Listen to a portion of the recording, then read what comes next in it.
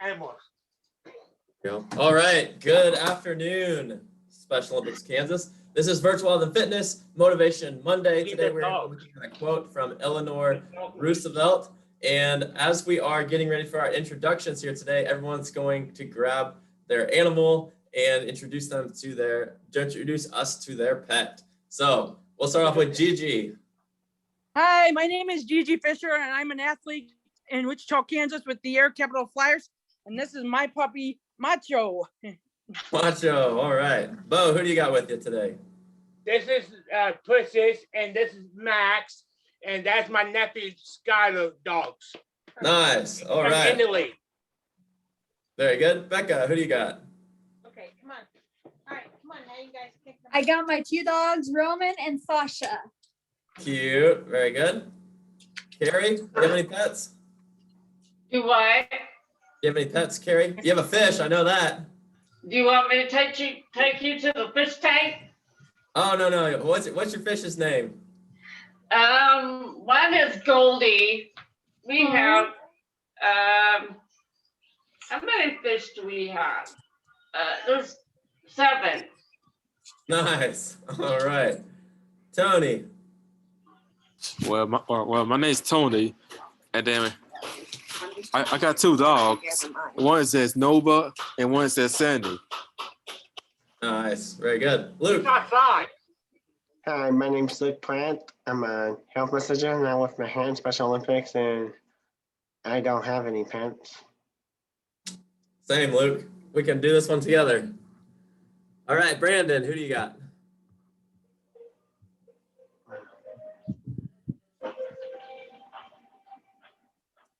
Brandon? Brandon. Hello, I'm here. Who do you got with you today, Brandon? Are you guys there? Let me see.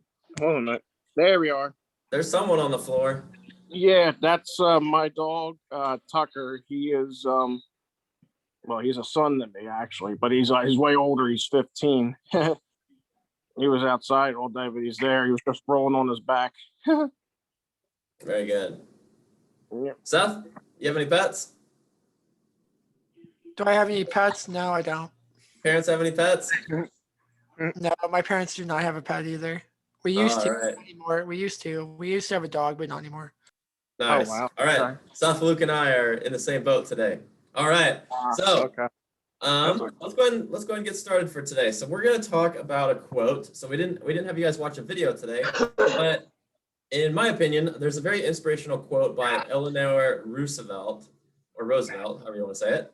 And the quote is, "Do something every single day that scares you." Okay. I was trying to figure that one out. That was hard. How's it? All right. Very good. So what is your first impression of that quote? What do you guys think? Roller coasters, because I'm afraid I don't mind getting on the baby roller coasters, but I don't like getting on the big ones because I'm afraid when I go up that I'm not going to come back down alive. Oh, okay. Mine is Okay. skyscrapers. I'm scared of heights. Me too. Mine has to be roller coasters. Yeah, I have. I'm right with Antonio, that's for sure. All right. Hold on. Think deeper. So we say do something every day that scares you. We're not talking about overcoming roller coasters or a fear of heights. What do you guys think it means? Driving. Driving? Okay, driving could be something that you do every day. Riding a bike. Okay. Going to the gym and working out. Going to the gym and working out. That could be the best one so far. That does fit in. Yeah, I was gonna say I'll explain here in a little bit. Keep going. I'll explain it in a little bit, and then we'll see if we can try to get some new answers. Flu shot. Flu shot? Poison frog. All I can come up with training for Flu your shot sport. could work. Poison frog. Poison frog? So you're gonna touch kill I you. don't know Poisonous how I would. snake. Getting bitten by a poisonous snake. Oh man, that's Poisonous Spiders? spider. Spiders? Okay. Let me Yeah, try. Let me give you guys some more direction, because So it's not necessarily so do something every day that scares you is not necessarily meaning I'm afraid of spiders or I'm afraid of heights or I'm afraid of roller coasters or anything like that. It's a much, much deeper meaning, okay? So who said going to the gym and working out? I did. Good. Okay. So the purpose of the quote, do something every day that scares you, isn't about overcoming a fear of spiders. Okay. It's about going outside of your comfort zone. It's about growing yourself as a person. Okay. So for instance, going to the gym and working out can be such a huge barrier for people because they go to the gym and they're like, I don't know what to do. I'm nervous. I'm scared. I don't have a workout plan. I don't have a personal trainer. Everyone around me seems to know that they know what's going on, but I don't know I'm doing at all. Where do I even start? Where do I begin? This is way too scary. You know what? Let's forget the gym. I can go do something else with my time. So I'm just not going to go to the gym at all. Okay. So Can that you was not actually go to the gym? Know what you mean. Can you yeah. not go to So that the was gym and yeah. So the weightlifting area used to be a huge the weightlifting area used to be a place where I was actually nervous to go because everyone in the weightlifting area is like really big, really jacked, and they're like I am super muscular because I lift weights every single day, right? And then there's little me who's like a long distance runner and I'm skin and bone. I'm like, I can't fit in with these guys. Like I don't want to go lift because I don't fit in with this crowd. But I'll finish that story later. Okay, so I'll finish that story later. Now what about you guys? What's something that gets you outside of your comfort zone? I got a question. Okay, go for it. Coming over our fears is kind of like me personally. I don't like being around big crowds because it scares me. There you go. That's a really good one. Keep going. concerts, would that count? Like being Oh, around? no. Carrie's talking. Carrie's talking. Oh. Keep going, Carrie. I think that's pretty much it for me. Oh, that's pretty much it. All right. So large crowds. Okay. All right, Gigi. What were you gonna say? Like concerts or sporting events would that count? Explain. Because like Carrie said, if there's like a large group or if like you're like you don't have the best ears and your ears can't handle it, would that count? Okay. Yes. Yep. That would. Okay. Anybody else? I can comment on those two in here in a little bit because they're very similar. Becca. Gone to out of country without your parents for the first time. That's really scary. But if you have the confidence in yourself and tell yourself you got it and you believe in yourself, that's how I feel. That's how I will react. Good. Very good. Yes, that can be extremely frightening. What about other guys? What do you guys think? My only thing that scares me is like when you see other people that you're competing against, and the first thought in your mind is and I know they always said be brave in the attempt and all, but it always is like, can I beat them? That's a great one. That's a super good one because how can you be brave in the attempt when it can be very difficult. You can doubt yourself, right? You can very much doubt yourself. That happened to me as well. Yep. Who else? Bo, Seth, and Luke have been quiet so far. We're talking about like overcoming our fears, right? Yes, so overcoming your fears that are not related to spiders or insects. Okay, well, so I went to a camp for kids with disabilities like a long time ago when I used to be in high school. So like, the first day of camp, this was a summer camp at,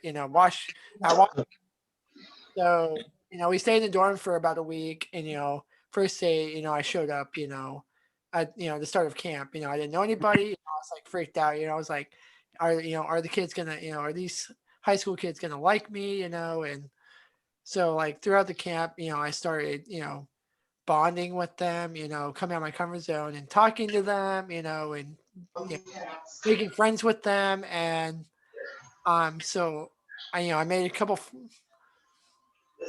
Nope, keep going, keep going. I need So to I grab a pen. I need to so grab a I pen. so I made Go on.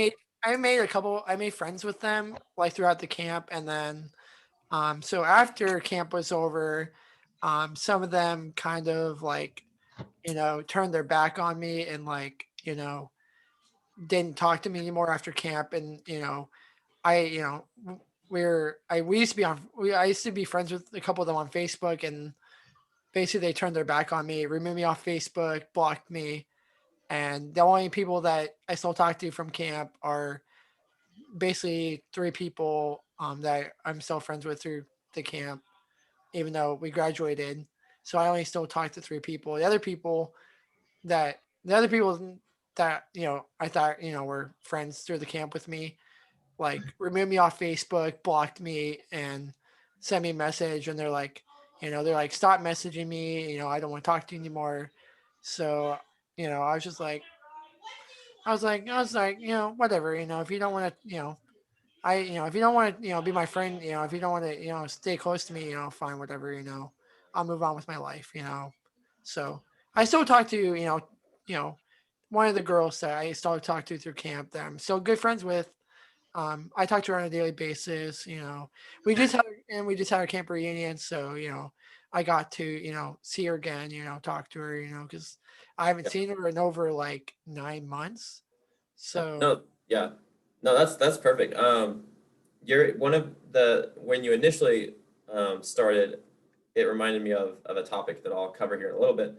But just real quick to the personal aspect of your story, just thinking back, people are definitely going to be coming in and out of your lives. I mean, every single person you come into contact with, you can't maintain that relationship over, years, because like it's just not possible. I mean, if you were to meet 1,000 people, let's say at like a camp, there's no way you have the time to communicate with those 1,000 people. So yeah. So I mean, some people are going to come in, some people are going to come out. Very simply, I can say, I went to high school for 4 years, but how many people am I actually still talking to after high school? And I would say 4, maybe 4 or 5, between maybe 5, 5 and 10 out of 1,000 people, I actually still have like a good relationship with. So, yeah. So don't beat yourself up about that. All right. That's what I'm trying to get at. Right. Gotcha. Yeah. Retain the relationships that you can, and if they just don't work out, like we said, you just keep moving forward, keep going forward. Right.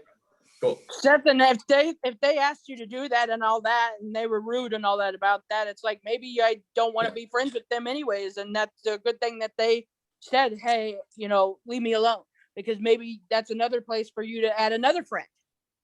Yep. Right. Yeah. True. Okay. Bo and Luke, I want to give you the chance to speak real quick before I kind of look at what Gigi, Becca, and Seth were talking about, and Brandon as well. I'm not scared of nothing. You're not scared of anything, Bo? Bo, you should be leading today. Even heights. Nothing. I'm not scared of nothing. I like height. I like anything. I like to eat snakes. I like anything. It don't bother me nothing. You're not scared of anything, Bo? No. I could pick a snake right now and scare my nieces. Well, what if I said go climb Mount Everest tomorrow? That doesn't scare you? I'll do it. All right. All right, guys. I'm We'll all not have to scared watch nothing. Bo, and Bo, you're now all of our role models for overcoming fear. My turn. All right, let's go for it. When I was driving, I tried out once in 2016. My dad taught me. Sadly, I don't do it no more because I lost my trust in myself to it. It's just been it's been like 5 years since I tried it. Then I just couldn't take the chance to drive because my heart never stops racing. Feels like my heart never gives me permission to take this driver's ed because I never take the chance to be a free man to go anywhere. I just always want to get my own car, my driver's permit someday in the future. As long as my parents or my sibling could come with me in my own car in the future. But not the way I saw it on Light PD because some reckless people, suspects, crashed the car, when a glass gun on them, and that's why I never tried driving. Does anyone else drive here? Nope. Nope. I've tried. Okay. No, I was gonna ask you guys if you could raise your hand if any of you were scared the first time you drove, and I definitely can say driving for the first time, especially on like a highway where you're going 60 miles an hour, scariest thing in my entire life. They're saying, hey, I want you to go from 20 miles an hour, you go down this ramp, you gotta get up to 60 miles an hour, then you gotta merge onto a highway, hope people don't hit you, and then you also gotta know how to exit, maneuver lanes going 60 miles an hour, and also stay in your lane. Yeah. So Luke, it's extremely nerve-wracking. If I was to say do something every day that scares you, I would say, like, hey Dad, can we go practice in a parking lot where literally nobody's around or something like that? And the only thing we can really do is just practice as much as we can. I try and ask my parents, but my heart never stops racing. Mm-hmm. They wouldn't give me permission to do it. Yep. The more practice you get, the better it does. So, Look, the first time I ever drove, I literally got home, did just fine, and then I was pulling in to get into the driveway, and I accidentally hit the gas instead of the brake, and I ended up in a gas meter next to my parents' house. So it's like, luckily the gas meter caught it and saved the house, because the house would have been destroyed. So all sorts of stuff happened. Ask Jesse. I'm sure he could tell you crazy stories. I'm glad you said that, Gigi, because Gigi, when I was in my Luke, when I was in my driver's education class when I was like 16 years old, I scratched paint on the front bumper of the driver's ed car because I was focused on parking in my lane or parking in my parking spot, and I went just a little bit too far, and I bumped the car on the parking garage, and there's a little teeny tiny piece of paint that I chipped off. And Oh yeah, I've had that happen. Yep. Did you ever have to pay for it? He was like, F. He's like, you lose. Like, oh no. Did you have to pay for it? No, it wasn't that bad. And it's the driver's ed car. Already pays for the driver's ed car. It wasn't very pretty to begin with, we'll say that. So I don't know if any of you guys know this, but my dad has a cheer voice. He has a really loud cheer voice that when my sister was learning how to drive, that scared the stuffing out of my sister. That scared the stuffing out of me. And I was like, I'm never going to learn how to drive. Oh, hey, okay. So before we go too far, I remember Gigi and Becca and I think Brandon and maybe a couple others. You guys said you were nervous in crowds, right? You get nervous. Yeah. Okay. So I want to change the way you see crowds now. I'm going to change your perspective. I'm going to change you as a person right now. Okay. What if I told you that when you go into a crowd, you are looking at yourself, you're concerned about how you look, you're concerned about, the way you act, you're worried that you're going to mess up, right? Yeah. But every single person in the crowd is thinking the exact same thing. They don't even care about you. They care about themselves just as much as you care about yourself. So if you were to mess up, they might see it, but people are more focused on what they see on themselves. So they're trying not to mess up.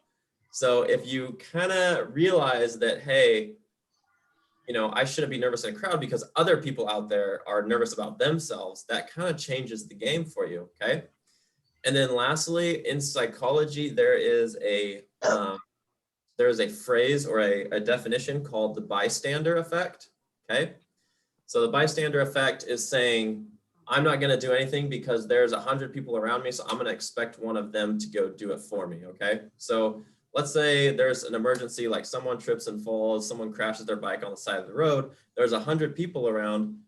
Most people aren't going to do anything because they're going to think, oh, there's 100 people around, somebody else is going to help, so I don't need to do anything, right?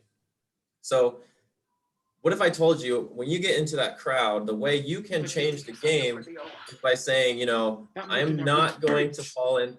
Tony, background noise. I hate that roof freeze. Gotta mute you. There we go. Okay, so if you are in a crowd of people, be that person who goes up to someone and introduce yourself, okay? Don't wait for someone to come introduce them to you. Be that person who's gonna say, I'm gonna go introduce myself to them because I know they're waiting for me to come say something. Because if you're thinking the exact same thing, you're never gonna meet each other, right? And same thing if there's a situation in the room, you know, don't wait for someone else to do something, just go do it yourself because that can make a huge difference, okay? Okay. Kind of like what I did whenever you came over to my house the first time and met my parents, kind of like that. But would that be considered something like that? I don't think so. Maybe, I don't know. So I'm talking like if you're at a sports event, okay? If you are at, you know, if you're a at baseball game or something. Yeah, let's say where? Special Olympics. Yeah, you're at a Special Olympics softball game, okay? You're at a Special Olympics softball game, and you know your team is here and their team is over there. You know, go introduce yourself to the other team. Just say, hey guys, how are you doing? My name is Becca. I play for the Topeka Stars or something like that. Yeah. And just get to know each other that way. So, you know, it can definitely be. So something that would scare you every single day is definitely breaking the ice with people you don't know. So I would say a challenge that you guys can start today or even tomorrow is, you know, be that first person to go introduce yourself to someone else. And I promise it makes a difference. Okay. It's hard. It's very hard because you don't know the person at all, but it makes a difference and you make a lot of friends that way. It's really hard. I heard of a friend who said that, you know, I do that a lot, and I was just like, oh man, I was like, I should start doing that more often too. That's what I'm gonna do for when I'm going to Russia. Meet my other teammates and other teams, and just go up to your.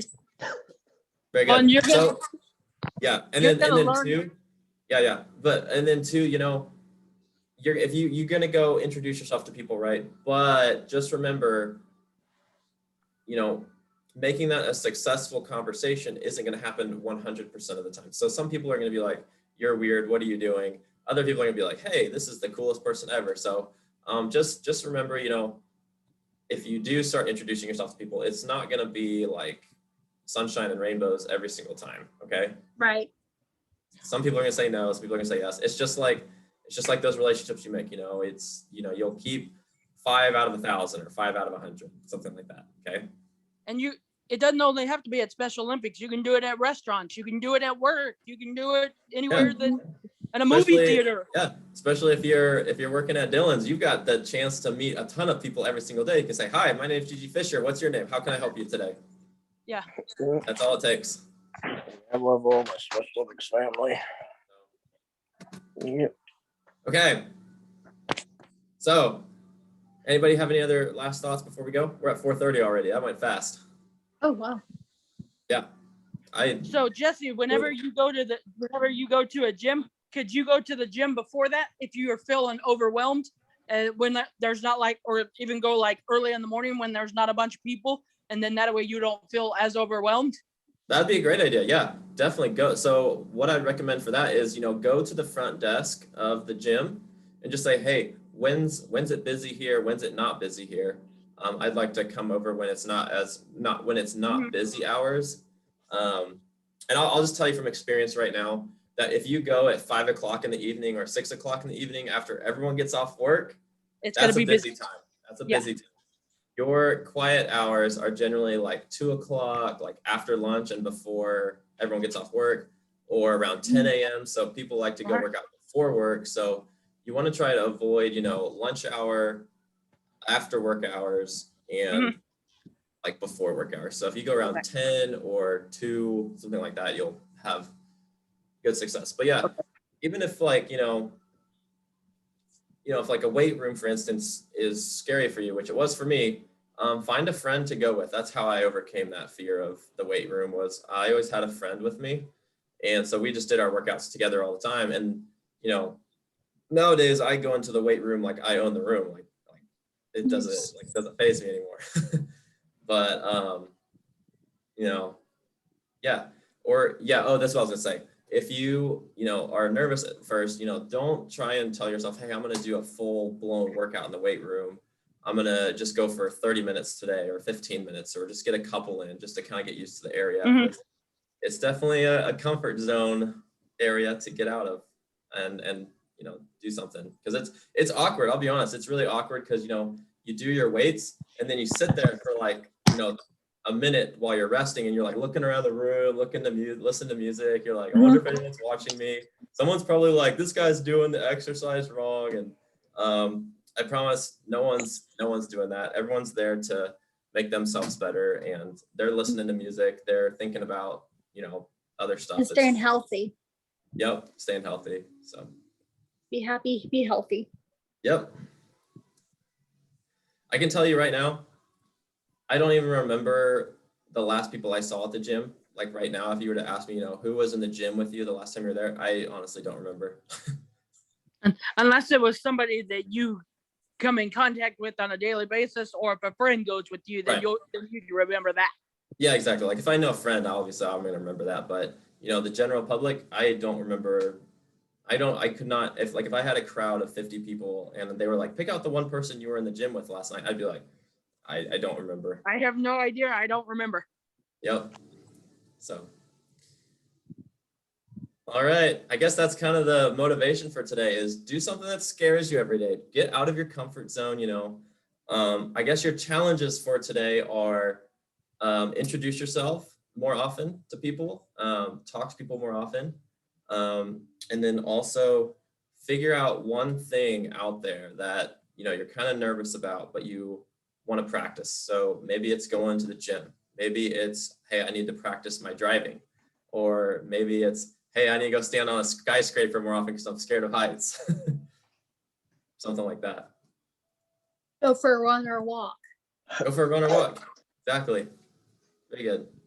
And you can't tell me that it's not good weather where everybody's at to go for a run or a walk, because Exactly. it's not where everybody's at in Kansas today. Right. Unless you're in New Jersey. I don't know the weather in New Jersey, Brandon, but I know where we're at here. It's nice. It's cloudy and off and on rain showers. You know what? Hey, Gigi. What, Bo? See what I do? Okay, it's snow outside or rain. I walk all the time to eat stuff. Yeah. Like that. Gigi, did you know that actually doing virtual health and fitness was one of the biggest things I had to overcome to get out of my comfort zone? No, I did not. Because like Facebook Live and being a public speaker like this, like in front of 9 people, used to absolutely terrify me. Like, remember, I used to shake like this before I had to go on virtual health and fitness just because I was so nervous about being live. Now I'm just like, let's do it. It's the best time of the day. Now it's like, hey, and you like seeing your friends. It's like, hey, you like seeing everybody. So it's like, let's do it. And you're not as nervous as you were in the beginning. Exactly. It's just practice. And the more you put yourself out there, the more you'll do it. So people will be there to help you. People will be there to get you through it. But don't expect anyone to hold your hand either. Okay. Right. All right. Right. Okay. I'd say that's a pretty good day. What do you guys think? That was awesome. Thank you so much. Thank you, Jesse. Thank you, Jesse. Very quickly. So I know you guys saw the email today, but United Healthcare is going to be here Wednesday next week. So you guys have to be there. Okay. You guys have to be there next week. Okay. Important. Very, very important. All right. Okay. Next Wednesday or? Next Wednesday. So that's like 9 days from now. 9 days from now. A week from Wednesday, Becca. Yep. Thank you, Gigi. 9 days. Hey, Becca. What? Just a warning, I'll be late. I did not know. I went online. Not this Wednesday. Next Wednesday we have a game. Oh yeah. Okay. Well, no, Bo, you're gonna lead the game Monday next week, right? Yeah. Very good. No. Yep. Just- So next week, yeah. So It's next week's about gonna be that. really interesting. Next week's gonna be pretty important. So Monday next week we'll do a game with Bo.